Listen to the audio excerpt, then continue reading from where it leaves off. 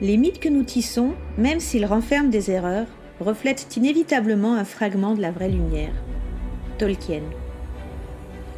Quand mythologie et astrologie se rencontrent, cela donne de belles histoires. C'est Astromytho, le podcast qui revient aux sources. Je suis Patricia, la créatrice de Des jours et des lunes, une amoureuse du soleil, de la lune et des étoiles, et avec ma fille Pauline, une passionnée de mythologie, nous allons explorer à travers 16 épisodes les liens entre astrologie et mythologie. C'est Astromytho saison 1 et c'est parti!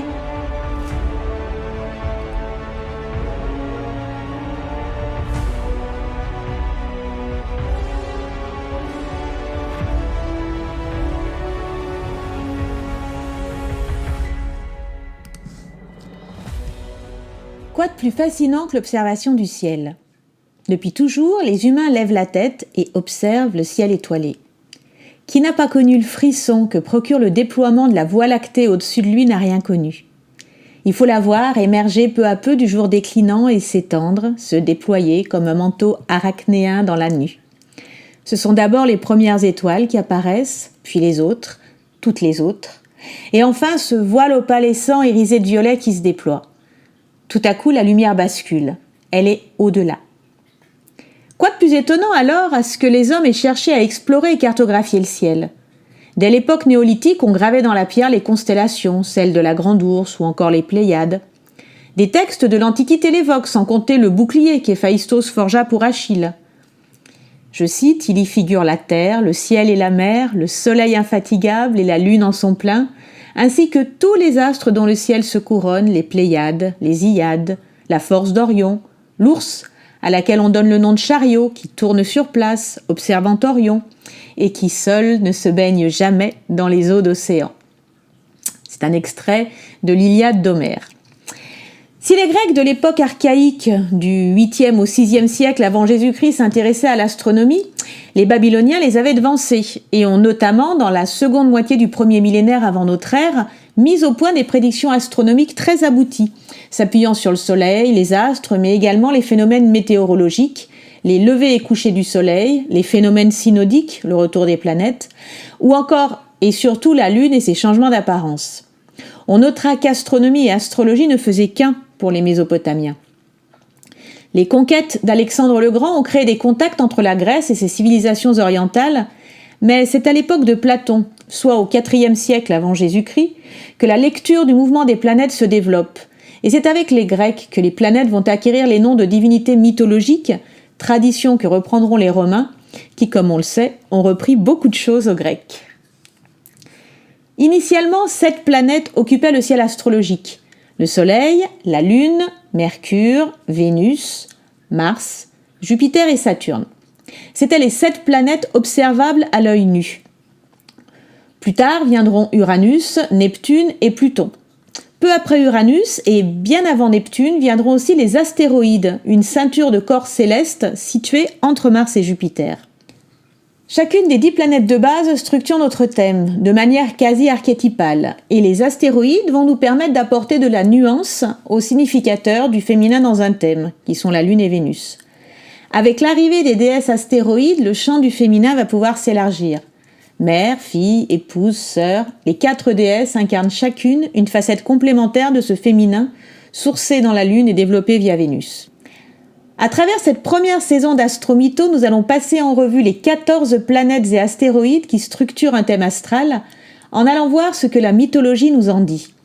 Pour cette raison, chaque épisode comportera une présentation générale de la planète, puis sera suivi d'un échange avec Pauline, une spécialiste des mythologies. J'espère que vous apprécierez ces histoires autant que nous, et en attendant, je vous propose de méditer sur cette phrase de Jean Cocteau. J'ai toujours préféré la mythologie à l'histoire parce que l'histoire est faite de vérités qui deviennent à la longue des mensonges, alors que la mythologie est faite de mensonges qui deviennent à la longue des vérités.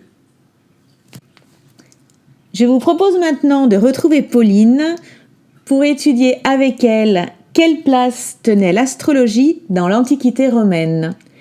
Bonne écoute! Donc l'idée, c'était de parler des liens entre l'astrologie et la mythologie, et plus particulièrement la mythologie romaine. la mythologie de l'Antiquité romaine parce que c'est celle dont on a les noms qui sont un héritage dans notre astrologie actuelle. Et donc c'est pour ça qu'en fait je trouvais que c'était intéressant de te demander de venir puisque tu es la grande spécialiste des mythologies et particulièrement de la mythologie romaine. Alors, juste simplement, moi, ce que j'avais regardé, tu vas juste me corriger par rapport à ça, parce que ce serait bien qu'on commence en essayant de voir justement quelle est la place de l'astrologie dans l'Antiquité romaine. Donc, moi, j'ai juste trouvé, à propos de l'astrologie, que les premiers horoscopes, ils apparaissent en moins 2500 chez les Babyloniens, et puis qu'ensuite, on voit réapparaître des choses en moins 300 avec les Grecs. Et du coup, je m'interrogeais sur... les Romains, l'astrologie, où on en est. Est-ce que ça les intéressait ou pas C'est pas hyper facile de trouver des informations là-dessus, parce que je pense que c'est un axe qui n'a pas encore donné lieu à beaucoup de recherches, ne serait-ce que parce qu'aujourd'hui on a tendance à visualiser l'astrologie comme un truc très... perché, tous des contes de bonnes femmes et tout ça. Mais il semble que les Romains considéraient vraiment l'astrologie comme une influence orientale, ce qui n'était pas forcément bien vu parce que les Romains et l'Orient, c'était pas toujours... C'était pas ce qu'ils appelaient les barbares Ouais, alors en sachant que pour les Romains, ils ont repris le concept de grec pour ce qui est des barbares, donc en gros, c'était tous ceux qui... Chez les Grecs, les barbares, c'était ceux qui parlaient pas grec, et chez les Romains, c'est ceux qui parlent pas latin, en fait. Donc, tu peux très très vite être un barbare. C'est ça. Les Grecs vont encore à peu près, parce que, mine de rien, il y a eu beaucoup d'influence de la culture grecque par rapport à la culture romaine. Mais les Romains, visiblement, c'était une influence orientale. Apparemment, il semblerait que les couches populaires aient d'abord été intéressées par l'astrologie que les couches supérieures. Et une idée de pourquoi ? Pas vraiment. Je pense que il fonctionnait pas mal avec les augures et les trucs comme ça. Et ma supposition personnelle, c'est que peut-être avoir accès à des augures, pour savoir les déchiffrer, donc savoir ce que veut dire le vol de tes oiseaux dans le ciel et tout ça, ça coûtait peut-être trop cher pour des classes populaires par rapport à un astronome, astrologue, parce que on peut dire aussi qu'il y avait vraiment une confusion entre astronomie c'est là que je voulais qu'on y vienne après, justement. Mais bon, si on termine sur... Mais ouais, il semblerait que autour du 1er siècle avant notre ère, l'astrologie commence à se diffuser dans toutes les couches de la société romaine. Mais même là, honnêtement, j'ai pas trouvé beaucoup plus d'infos que ça, parce que je me suis quand même renseignée avant. Ouais.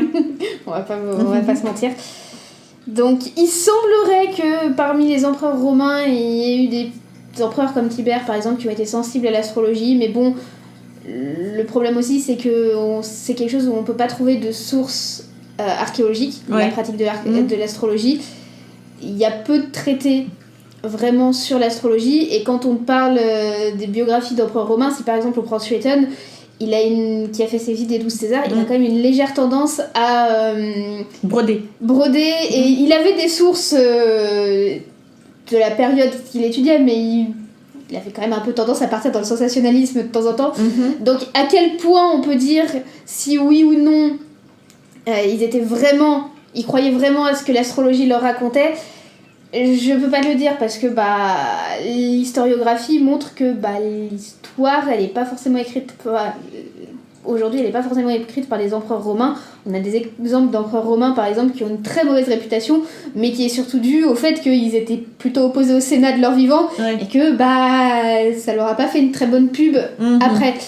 Donc potentiellement. En tout cas, ce qui est sûr, c'est qu'à la fin du 1er siècle de notre ère, donc à peu près aux alentours de moins 10 avant, il y a un poème qui apparaît qui s'appelle Les Astronomiques, qui est écrit par un type qui s'appelle Manilius, et qui en 5 livres fait à peu près un panorama de ce qu'est l'astrologie à Rome.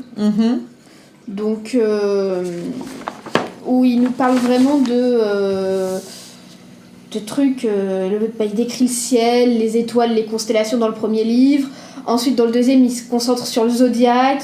Dans le troisième, il explique comment on tire l'horoscope à partir de l'observation des cieux, ce que ça influence sur l'homme et sur surtout les âges de l'homme, donc sur à peu près toute sa vie.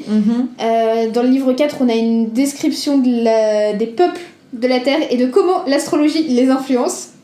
Là, à nouveau, je pense que c'est à peu près comme à notre époque, quand on a des préjugés, on essaye de les justifier, je pense que c'est à peu près le même délire. Et le 5e livre, il explique quelle est l'influence des planètes selon leur position dans le ciel. Donc c'est encore des choses qui sont très actuelles aujourd'hui. Oui, ce que j'allais dire, c'est que là on retrouve ce qui fait partie des bases de l'astrologie moderne. Ouais, et où c'est vraiment des choses comme ça. Ils mentionnent les qualités qui sont attachées aux 12 signes, quelles sont leurs relations. Donc ils appellent ça des relations géométriques. Aujourd'hui, c'est ce que... quand on est dans les trigones, carrés, sextiles, etc. C'est à peu près ce qu'il y a maintenant. Ouais. Après, est-ce que les Romains faisaient vraiment comme ce qui est décrit dans ce poème-là ? Oui, parce que ça reste un poème. Ça, on n'a pas de preuve. Voilà, ça reste un poème. Et archéologiquement, l'astrologie, c'est pas trop quelque chose dont on peut retrouver des traces. Donc, c'est un peu un grand flou. D'accord. Et oui, alors justement, tu l'as évoqué tout à l'heure, l'histoire de... Est-ce que les Romains, et d'ailleurs derrière les Grecs et les Babyloniens, si on remonte plus haut, est-ce qu'ils faisaient la différence entre l'astrologie et l'astronomie ? Visiblement pas trop. Parce que je pense que, au vu de la manière dont la religion romaine est construite, notamment autour des augures, donc le fait de lire les signes que les dieux envoient à travers des phénomènes naturels, je pense qu'ils devaient peut-être considérer l'astrologie et l'astronomie de la même manière, de dire que les étoiles c'était un message envoyé par les dieux et que du coup ils le déchiffraient comme ça. Mais honnêtement, je peux pas vraiment savoir plus parce que on n'a presque pas de recherches qui ont été faites sur le sujet. Donc peut-être. Ok. Ce qui est une réponse hyper claire. Tout à fait. Donc, si on revient donc sur cette histoire, pas de différence a priori entre l'astrologie et l'astronomie chez les Romains. Non, parce que ils ont vraiment une conception astrologie et astronomie. Quand ils consultent des astrologues, ça peut être soit pour savoir si ce qu'ils vont entreprendre va bien tourner, donc à la même manière que les auspices et les augures, vraiment. Est-ce que ça ira ? Et ils ont aussi une approche qui est plus similaire à la nôtre, qui est celle que la conjoncture céleste au moment de la naissance, voire même de la conception des fois, qui, peut-être est moins fiable parce que on est un petit peu moins sûr de la conception quand même, généralement, elle va déterminer toute l'existence de quelqu'un, sans qu'il puisse rien faire pour aller à l'encontre de ces prédictions-là. On est dans le fatum, quoi, dans la destinée écrite. Parce que c'est le destin, que le destin est écrit, et même les dieux pourront rien faire, parce qu'en soi, même eux sont soumis au destin. À ce destin. Qui, les parcs sont assez universels, et sont d'ailleurs au-dessus des dieux dans la mythologie gréco-romaine. Donc, elles n'ont pas de pouvoir sur eux, mais quand elles décident qu'une personne meurt, les dieux ne peuvent rien y faire. Donc, voilà. Mais visiblement, il n'y avait pas de... Je pense qu'il n'y avait pas toujours une très bonne distinction entre les deux. Ouais, je pense que c'est ça. C'est un peu différent. Mais ils avaient des visions des choses qui, des fois, étaient, pour nous, un peu surréalistes. Il paraît qu'il y avait une médecine astrologique avec des maladies et du coup une pharmacopée qui était propre à chaque signe, à ça, et qui se mettait en rapport aux parties du corps, du coup. Et là, alors, selon la place des astres et des constellations, selon comment tu cueillais tes plantes ou tu préparais tes remèdes, tu pouvais soigner les gens. D'accord. On a fait 2-3 progrès médicaux depuis. Donc. Ouais, mais après, il y a quand même eu la théorie des humeurs oui, c'est ça, c'est que... 16e, 17e, quoi. Ils ont un peu abreuvé après nos penseurs... pour eux, les penseurs futurs, mais nos penseurs du passé, quoi. Donc, c'est bizarre, je pense, la manière dont ils conçoivent, parce que, par exemple, il y a une muse qui représente l'astronomie, Uranie. Mais en même temps, on nous dit que l'astronomie, elle a été inventée par Hermès pour les Grecs. Et cette médecine astrologique, elle est sous le patronage d'Alcépios, donc le dieu de la médecine. Donc du coup, c'est un peu brouillon. Ouais, je pense qu'il faisait pas bien la distinction entre les deux. D'accord. Et donc alors, si on fait pas non plus la distinction, nous, d'une certaine manière, on va dire que les noms des planètes, comment est-ce que on a obtenu Soleil, Lune, Mercure, Vénus, Jupiter, qui sont des noms qui appartiennent à la mythologie romaine? Bah, je pense que le Soleil et la Lune, c'est un peu à part. Mm-hmm. Parce que fondamentalement, c'est pas des noms proprement gréco-romains. Ouais. On le verra plus tard, mais c'est pas des noms gréco-romains. Pour les autres, je pense qu'ils ont associé les noms à des planètes, les noms des divinités qui leur semblaient correspondre. Dans le sens où, par exemple, Vénus, c'est... Quand on la voit dans le ciel, c'est la plus brillante des étoiles, et Vénus, c'est la déesse de la beauté. Donc, qui forcément va dire qu'elle attire l'attention et tout ça. Donc je pense qu'ils ont dû les nommer par rapport à ça. Les recherches que j'ai faites sur le sujet semblent aller dans cette direction-là. Mais je suis pas allée vraiment chercher plus loin, donc... Et alors Mars, par exemple? Je pense que... Alors j'avoue que je sais pas. Je suis pas allée chercher à ce point-là. Après, c'est peut-être parce que ça se voit comme la planète rouge. Mais oui, si ils avaient une idée de sa couleur... C'est sans doute que pour ça qu'ils l'ont nommé d'après Mars, qui est un dieu de la guerre, et bon, on associe souvent la guerre au rouge. Ouais, et Mercure parce que c'est une planète extrêmement rapide. Oui, je pense que c'est ça aussi, ils ont dû la repérer et ils se sont dit, il est rapide, et comme Mercure est un dieu aux chaussures ailées, emprunté à Hermès, mais bon, on en reparlera après, je pense que c'est ça qui a joué dans les nominations. Ce qui est intéressant aussi, c'est que quand on regarde l'ordre Jupiter, Saturne, Uranus, on retrouve l'ordre qui préside aux Olympiens quelque part. C'est-à-dire que Jupiter est le dernier parce qu'il s'est débarrassé de Saturne, lequel s'était débarrassé d'Uranus. Ouais. Bah d'ailleurs c'est pour ça que, disons que c'est un déroulé logique pour nous. Et en fait, si on regarde de ce que j'ai vu, Saturne est la dernière planète que vraiment on pouvait distinguer. Oui, c'est-à-dire qu'en fait, en astrologie, on parle du septenaire, qui sont les 7 planètes qui pouvaient se distinguer à l'œil nu dans l'Antiquité. Et donc, Saturne était la dernière. Saturne était la dernière. Et je pense que c'est après, quand on a déterminé l'existence d'Uranus, Neptune, et après Pluton, même si bon... Oui. Voilà, il y a un débat autour de Pluton. Ouais. Ils ont rajouté... Je pense que Uranus a été mis juste après Saturne, justement, pour faire cette continuité mythologique. Ouais, j'avais trouvé des choses d'ailleurs, parce qu'en fait, Uranus a été trouvé finalement bien plus tard par rapport à l'Antiquité, puisqu'Uranus, on le trouve au fin du XVIIIe siècle, au moment de la Révolution américaine, Révolution française. Et initialement, je crois qu'il avait été... on lui avait donné le nom de la personne qu'il avait trouvé, et puis on est revenu sur une idée d'être plus justement dans la mythologie, et on a opté pour Uranus. Et il s'est passé la même chose ensuite pour Neptune et pour Pluton. Alors, quand on les étudiera plus spécifiquement, on pourra revenir plus précisément là-dessus. Mais Neptune, c'est milieu du 19e siècle, c'est-à-dire le moment de... Parce qu'il est drôle, parce que c'est le siècle des révolutions, le 19e siècle. Mais en même temps, c'est aussi le siècle où émerge le spiritisme, où il y a une espèce de retour de spiritisme. Et c'est en littérature, par exemple, c'est le fantastique qui apparaît au milieu et tout ça. Et Pluton, on le découvre vraiment, même si on l'a vu passer dans les années 1910, on le découvre en 1930, et qui est au moment de la crise, la grosse crise financière. Or, Pluton va être associé justement à la richesse, à tout ce qui est souterrain. Et donc voilà. Alors, je crois que c'est Stephen Forrest, c'est Stephen Forrest, l'astrologue américain, qui disait qu'en fait, ces planètes, elles ont toujours été là, mais que sans doute l'œil humain n'était pas encore prêt à les voir. C'est possible. C'est pas qu'une question de télescope. Et je trouve que c'est assez joli, c'est assez poétique comme façon d'envisager les choses. Oui, c'est moins scientifique pur et non, pur. mais bon, soyons clairs, on n'est pas nécessairement complètement scientifique. Non, donc en fait, ce qu'on peut retenir, c'est que finalement, l'astrologie telle qu'on la connaît aujourd'hui, elle a récupéré les dénominations romaines, autrement dit latines, qui étaient données aux planètes en astronomie. Ouais, je pense qu'on peut on peut conclure là-dessus parce que ça reste la question de l'histoire.